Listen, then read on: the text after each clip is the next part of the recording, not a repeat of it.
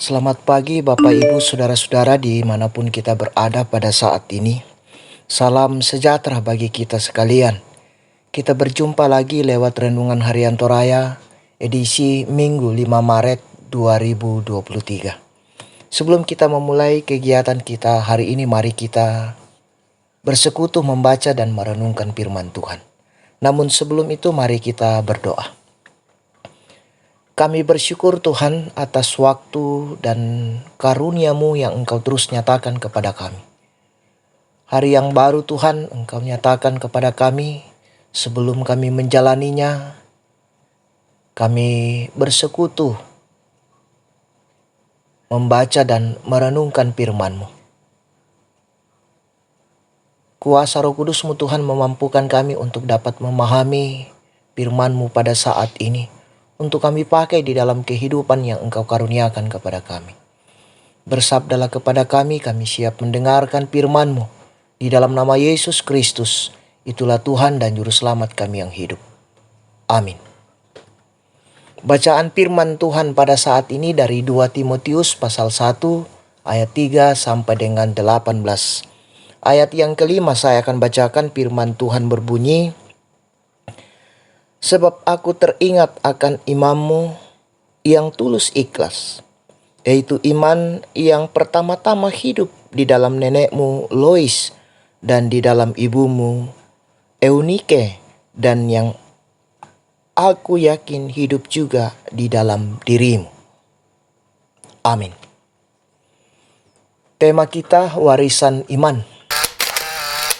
Saudara-saudara, keselamatan ditawarkan Allah kepada manusia secara cuma-cuma. Hanya dengan iman kepada Yesus Kristus manusia dapat menerima anugerah keselamatan itu. Itulah kasih karunia Allah kepada manusia. Setelah memberikan kasih karunia kepada manusia, Allah kemudian memberikan karunia-karunia. Kasih karunia diberikan kepada manusia untuk keselamatannya secara pribadi, sementara karunia-karunia yang diberikan kepada manusia adalah untuk keselamatan orang lain. Itu berarti dalam anugerah Allah itu terdapat tanggung jawab. Nah, saudara-saudara yang sama-sama dikasih oleh Tuhan kita Yesus Kristus, melalui firman Tuhan dari 2 Timotius pasal 1 ayat 3 sampai dengan 18, nampak bagaimana anugerah Allah diwariskan dari generasi yang satu ke generasi selanjutnya, dari nenek ke ibu dan ibu ke anak, juga dari guru ke murid. Inilah warisan terbesar yang wajib diturunkan dalam keluarga Kristen sebagai bentuk pertanggungjawaban iman kepada Tuhan. Proses pewarisan ini tentunya tidak mudah namun mulia. Dibutuhkan komitmen dan kesetiaan sebagaimana yang dialami oleh Rasul Paulus sebagai hamba Kristus. Pertanyaan kemudian muncul, apa yang menjadi kunci dari komitmen dan kesetiaan Paulus? Jawabannya jelas. Paulus tahu kepada siapa ia percaya dan keyakinannya akan penyertaan Tuhan dalam tugas yang berat namun mulia itu. Sebagai orang yang juga telah menerima warisan iman itu, bagaimana respon kita? Anugerah terbesar pertama yang telah kita terima adalah keselamatan hanya dalam Yesus Kristus. Selanjutnya, anugerah terbesar yang kedua adalah kepercayaan. Pertanyaannya, apakah saya sudah menyadari sepenuhnya hal itu?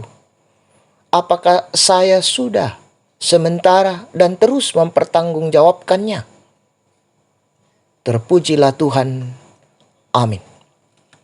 Mari kita berdoa.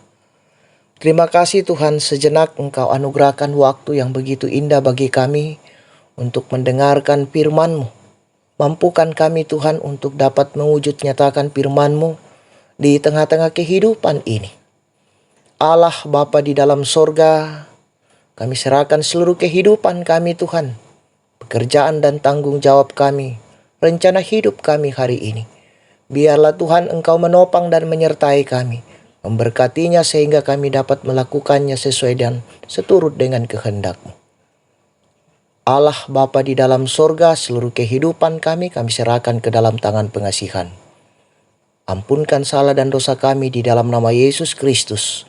Itulah Tuhan dan Juru Selamat kami yang hidup. Amin. Selamat beraktivitas, Tuhan Yesus memberkati.